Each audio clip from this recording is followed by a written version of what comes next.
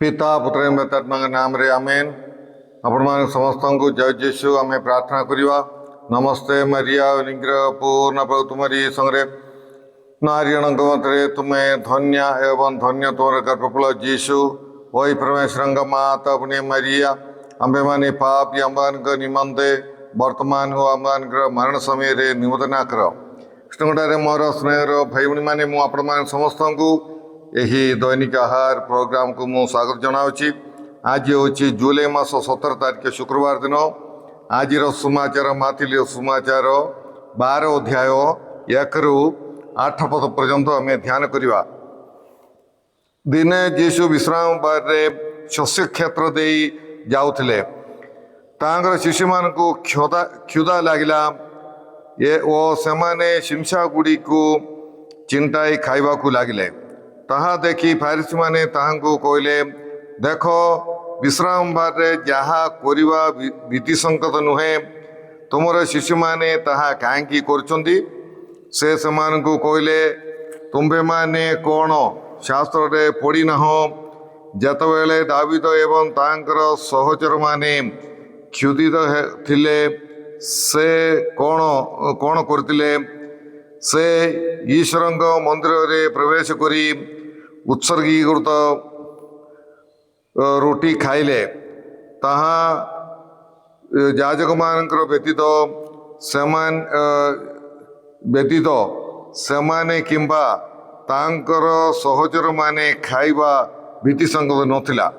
किंबा तुम्हें माने कौन विधि व्यवस्था रे पढ़ी नाह जे विश्राम बार दिन मंदिर रे थिबा याजक माने सही दिवस को उल्लंघन कले हैं सेमाने निर्दोष थांती। मु तुम मान को कहूची एठारे एहीपरि जड़े व्यक्ति अछंती जे मंदिर ठारू महान। किंतु तुम्हें माने जदि जानी थांत मु दया चाहे बलिदान नुहेर अर्थ कौन, ताहले तुम्हें माने निर्दोष को दोषी साबित कर न थांत। कारण मनुष्यपुत्र विश्राम बार प्रभु अटंती। प्रभुंकर सुसमाचार। हे प्रभु जीशु ख्रीष्ट तुम प्रशंसा हो। कृष्णगढ़ मोर स्नेहर भाई भाई मैंने आज सुसमाचार रे आम शुणुलु जे गोटे विश्राम बार रे प्रभु जीशु ख्रीष्ट एवं तांकर शिष्य माने गहम क्षेत्र जाइकी जीवा समय रे शिष्य मान को भोक लगला। तेणुक से गहम शिमशा गुड़िक छिंडेकी हाथ में मंथिकी से खाऊले। एवं से फारिसी माने से ही जीशु को कहले, देख एमाने गहम काटुचंती आउ मंदुचंती आउ माने खाऊचंती। हेले कौन यहाँ साबत दिन ये सब निषिद्ध विषय से माने करिचंती बोलिकी से माने जीशुंकर शिष्य मान को निंदा करुचंती।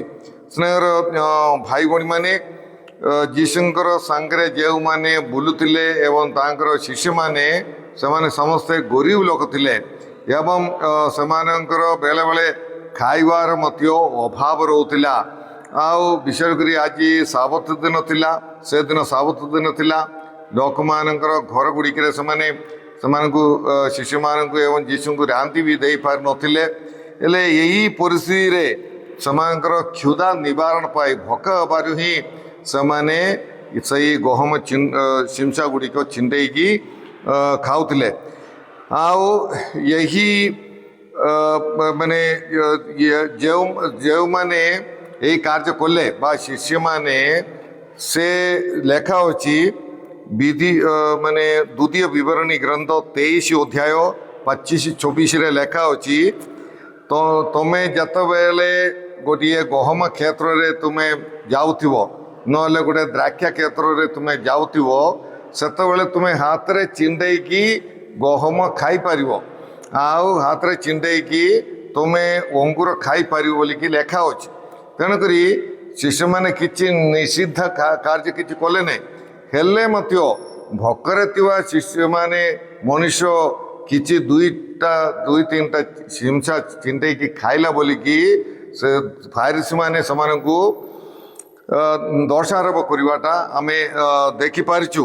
ଆଉ ଏହି ସେମାନେ ଫାରିସି ମାନେ ସେମାନେ ନିୟମ ଟିକିନିକି ଭାବରେ ସେମାନେ ପାଳନ କରୁଥିଲେ। ଆଉ ସାବତ ଦିନରେ ଭିନ୍ନ ଭିନ୍ନ କାମ ଗୁଡ଼ିକ କରିବା ପାଇଁ ମନା ବି ହୋଇଥିଲା, ମନା କରାଯାଇଥିଲା। ସେ ଭିତରୁ ଗୋଟିଏ ଥିଲା ଗହମ କାଟିବା ଓ ମନ୍ଦିବା ଇତ୍ୟାଦି। ତେଣୁ ଗହମ ସିମସା ଚିଣ୍ଡାଇବା, ହାତରେ ମନ୍ଦିବା ଏସବୁ ମାନେ ସାବତ ଦିନ ଭାଙ୍ଗିଲା ପରି କାର୍ଯ୍ୟ କରୁଛନ୍ତି ବୋଲିକି ସେମାନେ ନିନ୍ଦା କରୁଥିଲେ। ହେଲେ ଏଠିରୁ ସେମାନଙ୍କର ରିଜିଡ୍ ମେଣ୍ଟାଲିଟି, ସେମାନେ କ'ଣ ଅଛି ନିୟମକୁ ଏତେ ଗୁରୁତ୍ୱ ଦେଉଛନ୍ତି, ମନୁଷ୍ୟକୁ ଗୁରୁତ୍ୱ ଦେଉନାହିଁ। ଆଉ ନିୟମ କ'ଣ ପାଇଁ କରାଯାଇଛି? ନିୟମ ମନୁଷ୍ୟର ଭଲ ପାଇଁ କରାଯାଇଛି। ଆଉ ଯୀଶୁ ଯେତେବେଳେ ଫାରିସି ମାନେ ପ୍ରେରିତମାନଙ୍କୁ ନିନ୍ଦା କରି ଯୀଶୁଙ୍କୁ ଅଭିଯୋଗ କଲା ବେଳକୁ ଯୀଶୁ ବାଇବଲର ଦୁଇଟି ଉଦାହରଣ କାଢ଼ିକି କହୁଛନ୍ତି। ଗୋଟିଏ ଅଛି ଦାବିଦ ଏବଂ ତାଙ୍କର ସହଚରମାନେ। ସେମାନେ ଦାବିଦ ସାଉଳଙ୍କୁ ଭୟ କରିକି ଲୁଚିକି ବୁଲିଲା ବେଳକୁ ସେ ଜେରୁସାଲେମ ମନ୍ଦିରକୁ ଗଲେ ଏବଂ ସେମାନେ ବହୁତ ଭୋକ ଲାଗୁଥିଲା ସେମାନଙ୍କୁ। ଏବଂ ସେହି ନିୟମ ମଞ୍ଜୁଷା ପାଖରେ ରଖାଯାଇଥିବା ସାବତ ଦିନରେ ଉତ୍ସର୍ଗ କରୁଥିବା 12ଟା ରୋଟି, ସେଇଟା ଯାଜକମାନଙ୍କୁ ମାଗିକି ଦାବିଦ ଏବଂ ତାଙ୍କର ସହଚରମାନେ ଖାଇଲେ।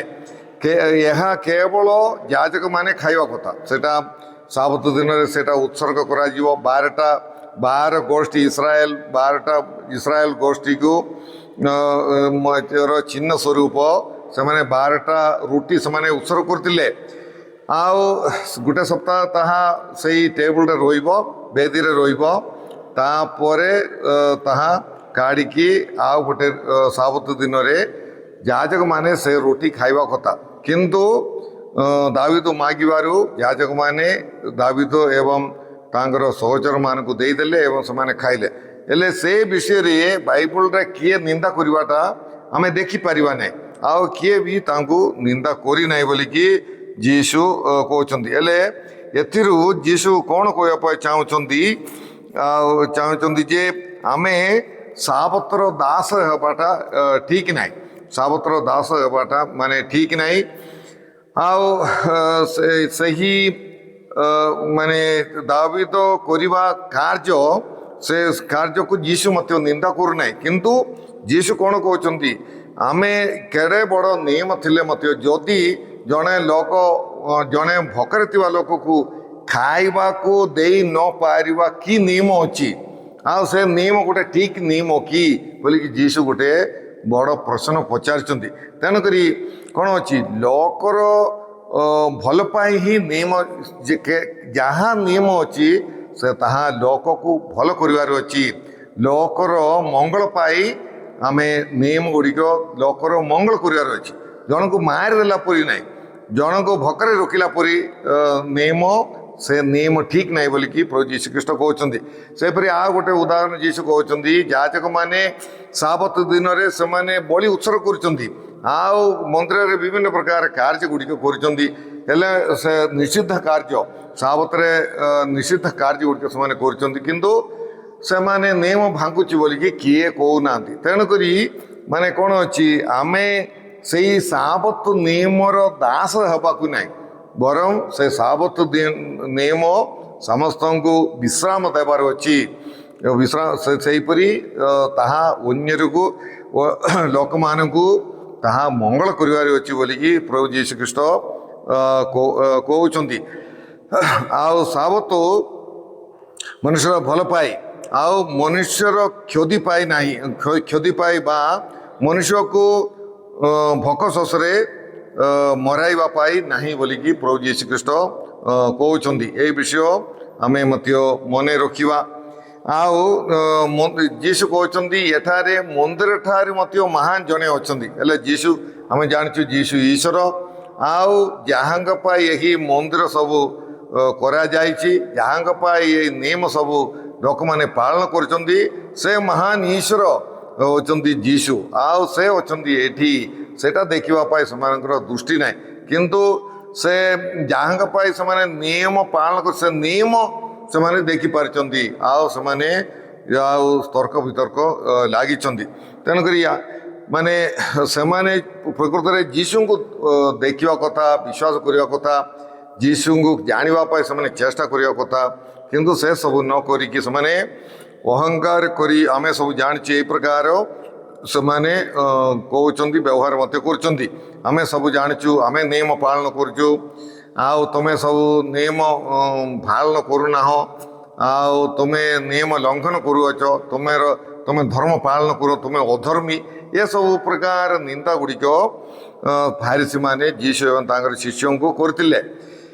ଆଉ ଯୀଶୁ ହୋସେୟା ପ୍ରବକ୍ତା ହୋସେୟାଙ୍କ ଗ୍ରନ୍ଥ 6 ଅଧ୍ୟାୟର 6 ପଦ ଉଦ୍ଧାର କରିକି କହୁଛନ୍ତି, ମୁଁ ଦୟା ଚାହେଁ ବଳିଦାନ ନୁହେଁ ବୋଲିକି ପ୍ରଭୁ ଯୀଶୁଖ୍ରୀଷ୍ଟ କହୁଛନ୍ତି। ଏହାର ଅର୍ଥ କ'ଣ ତାହା ଶିଖ ବୋଲିକି କହୁଛନ୍ତି।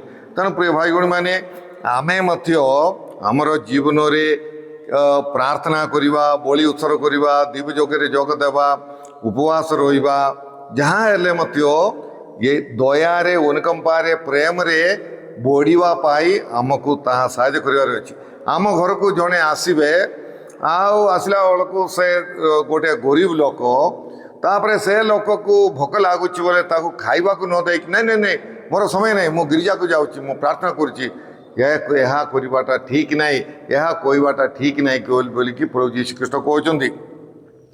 ଆଉ ତେଣୁକରି ପ୍ରଭୁ ଯୀଶୁଖ୍ରୀଷ୍ଟ କ'ଣ କହୁଛନ୍ତି, ତମେ ଦରକାର ପଡ଼ିଲେ ପ୍ରାର୍ଥନା ବନ୍ଦ କରିକି ମଧ୍ୟ ଜଣେ ଗରିବ ଲୋକକୁ ସେବା କରିବାର ଅଛି ବୋଲିକି କୁହାଯାଉଛି। ଯଦି ଜଣେ ବିପଦରେ ଥିବା ଲୋକକୁ ସେବା କରିବାର ଅଛି ବୋଲିକି ପ୍ରଭୁ ଯୀଶୁଖ୍ରୀଷ୍ଟ କହୁଛନ୍ତି। ମାନେ ମନୁଷ୍ୟକୁ ଦୟା ଅନୁକମ୍ପା ନ ଦେଖେଇକି ଆମେ ଯାହା କଲେ ମଧ୍ୟ ତାହା ଠିକ୍ ନାହିଁ ବୋଲିକି ପ୍ରଭୁ ଯୀଶୁଖ୍ରୀଷ୍ଟ କହୁଛନ୍ତି। ଆଉ ସେଇ କରୁଣା ନଥିବା ବଳି ଈଶ୍ୱର ଗ୍ରହଣ କରିବେ ନାହିଁ। ମାନେ ଜଣେ ଲୋକ କରୁଣା କରୁନାହିଁ କିନ୍ତୁ ସେ ବଳି ଉତ୍ସର୍ଗ ବଳି ତାର ବଳି ଚାଲିଛି, ଏଇ ପ୍ରକାର ବଳି ପ୍ରଭୁ ଗ୍ରହଣ କରିବେ ନାହିଁ ବୋଲିକି ପ୍ରଭୁ ଯୀଶୁଖ୍ରୀଷ୍ଟ କହୁଛନ୍ତି। ଆଉ ମନୁଷ୍ୟ ଭୋକରେ ଥିବା ବେଳେ ନିୟମର ନାମରେ ସେମାନଙ୍କୁ ଖାଦ୍ୟ ନିଷେଧ କରିବା ଠିକ୍ ନୁହେଁ। ମାନେ ଭୋକରେ ଥିବା ବେଳେ ମନୁଷ୍ୟକୁ ନିୟମର ନାମରେ ନିଷେଧ କରାଯାଉଛି, ଖାଦ୍ୟ ତୁମେ ଖାଦ୍ୟ ଖାଇବାକୁ ନାହିଁ, ଖାଇପାରିବ ନାହିଁ। ତାହା ହିଁ ଯୀଶୁ ଆଜିର ଏଇ ସୁସମାଚାରରେ ଆମ୍ଭମାନଙ୍କୁ କହିବା ପାଇଁ ଚାହୁଁଛନ୍ତି। ଆଉ ମନୁଷ୍ୟ ମାନେ ନିୟମ ମଣିଷ ପାଇଁ, ମଣିଷ ନିୟମର ଦାସ ହେବାକୁ ନାହିଁ ବୋଲିକି କୁହାଯାଉଛି। ସମସ୍ତଙ୍କର ବିଶ୍ରାମ ପାଇଁ ନିୟମ କରାଯାଇଛି, ସମସ୍ତଙ୍କର ମଙ୍ଗଳ ପାଇଁ କରାଯାଇଛି। ଆଉ ବିଧିବିଧାନ ମନୁଷ୍ୟର ଭଲ ପାଇଁ, ମନୁଷ୍ୟକୁ ଶାନ୍ତି ଦେବା ପାଇଁ, ଆଉ ସବୁକିଛି ଠିକ୍ ଠିକଣାରେ ପରିଚାଳିତ ହେବା ପାଇଁ, ଆଉ ସମସ୍ତେ ଖୁସିରେ ଜୀବନଯାପନ କରିବା ପାଇଁ, ଆଉ ମନୁଷ୍ୟକୁ ସାହାଯ୍ୟ କରିବା ପାଇଁ ହିଁ ନିୟମ ଗୁଡ଼ିକ ଅଛି, କଷ୍ଟ ଦେବା ପାଇଁ ନାହିଁ। ମଣିଷକୁ କଷ୍ଟ ଦେବା ପାଇଁ ନିୟମ କରାଯାଏ ନାହିଁ। ଆଉ ଆମେ ପ୍ରିୟ ଭାଇ ଭଉଣୀମାନେ, ଯେତେବେଳେ ଆମେ ଏହି ସୁସମାଚାର ଆମେ ଶୁଣୁଛୁ, ଆମେ ଅନୁକମ୍ପାର, ଦୟାର, କରୁଣାର, ପ୍ରେମର ମନୁଷ୍ୟ ହେବା ପାଇଁ ଆମେ ଚେଷ୍ଟା କରିବା। ବିଶେଷ କରି ଯେଉଁ ଆମେ ଗରିବ ଭୋକ ଶୋଷରେ ଥିବା ଲୋକମାନଙ୍କୁ ଦୟା, କରୁଣା, ଅନୁକମ୍ପା ଦେଖେଇବା ବହୁତ ଗୁରୁତ୍ୱପୂର୍ଣ୍ଣ।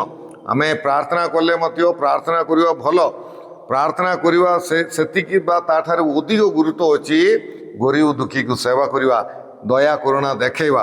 ଜଣେ ଲୋକ ଭୁଲ କଲେ ମଧ୍ୟ ତାକୁ ବି କରୁଣା ଦେଖେଇବାର ଅଛି ବୋଲି ପ୍ରଭୁ ଯୀଶୁଖ୍ରୀଷ୍ଟ କହୁଛନ୍ତି। ଆଉ not law but love and compassion is more important. ଏଇଟା ଆମେ ନଟ୍ ଲ ବଟ୍ ଲଭ୍ ହେଲେ କ'ଣ ଅଛି, ନିୟମ ନୁହେଁ କିନ୍ତୁ ପ୍ରେମ, ଦୟା, ଅନୁକମ୍ପା ଏହା ଗୁରୁତ୍ୱପୂର୍ଣ୍ଣ ବୋଲିକି ପ୍ରଭୁ ଯୀଶୁଖ୍ରୀଷ୍ଟ କହୁଛନ୍ତି। ଏଥିରୁ କ'ଣ, ମଣିଷ ଗୁରୁତ୍ୱପୂର୍ଣ୍ଣ। ମାନେ man is more important than things. ଜିନିଷ ଠାରୁ ମନୁଷ୍ୟ ଗୁରୁତ୍ୱପୂର୍ଣ୍ଣ, ଆଉ କିଛି ନାହିଁ। ଟଙ୍କା ପଇସା ଯାହା ସବୁ ବିଷୟ ଠାରୁ ଈଶ୍ୱରଙ୍କ ପରେ ମଣିଷ ଗୁରୁତ୍ୱପୂର୍ଣ୍ଣ। ତେଣୁକରି ଏବେ ଦେଖ, ବେଳେବେଳେ କ'ଣ ଅଛି, ଜଣେ ଲୋକ ଗୋଟେ ଜିନିଷ ଭାଙ୍ଗିଲା ବୋଲିକି ସ୍ୱାମୀ ସ୍ତ୍ରୀକୁ ମାଡ଼ ମାରିଛି, ଆଉ ହଜେଇଲା ବୋଲିକି ସେଇ ପ୍ରକାର। ବେଳେବେଳେ ସ୍ତ୍ରୀମାନେ କ'ଣ ଅଛି, ସ୍ୱାମୀ ଟଙ୍କା ହଜେଇଲା ବୋଲିକି ତାକୁ ମଲା ପରି ଗାଳି କରୁଛି। ଏସବୁ ଠିକ୍ ନାହିଁ। Man is more important. ମଣିଷ ହେଉଛି ଗୁରୁତ୍ୱପୂର୍ଣ୍ଣ।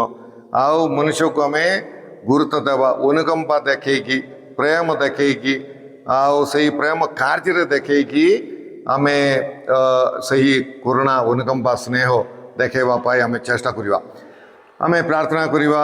ହେ ପ୍ରଭୁ ପରମେଶ୍ୱର, ତୁମର ପ୍ରିୟପୁତ୍ର ଯୀଶୁଖ୍ରୀଷ୍ଟ ଏହି ଜଗତକୁ ଆସିଲେ ଏବଂ ଆମ୍ଭମାନଙ୍କୁ ପ୍ରେମର ଅନୁକମ୍ପାର ନିୟମ ଶିଖାଇଲେ।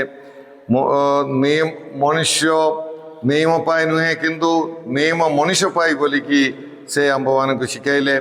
ଏବଂ ଏହି ଜଗତର ସବୁଠାରୁ ବଡ଼ ନିୟମ ହେଉଛି ସ୍ନେହ, ପ୍ରେମ, ଅନୁକମ୍ପା, ଦୟା ବୋଲିକି ସେ ଶିଖାଇଲେ।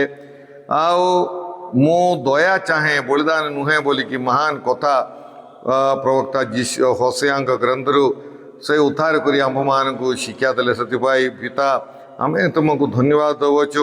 ଆମର ଜୀବନରେ ମଧ୍ୟ ମନୁଷ୍ୟକୁ ସବୁଠାରୁ ଅଧିକ, ଈଶ୍ୱର ପରେ ମନୁଷ୍ୟଠାରୁ ସବୁଠାରୁ ଅଧିକ ଗୁରୁତ୍ୱ ଦେଇ ସେମାନଙ୍କୁ ଦୟା, କରୁଣା, ଅନୁକମ୍ପା, ପ୍ରେମ ଦେଖାଇବା ପାଇଁ ଆମ୍ଭମାନଙ୍କୁ ସାହାଯ୍ୟ କର।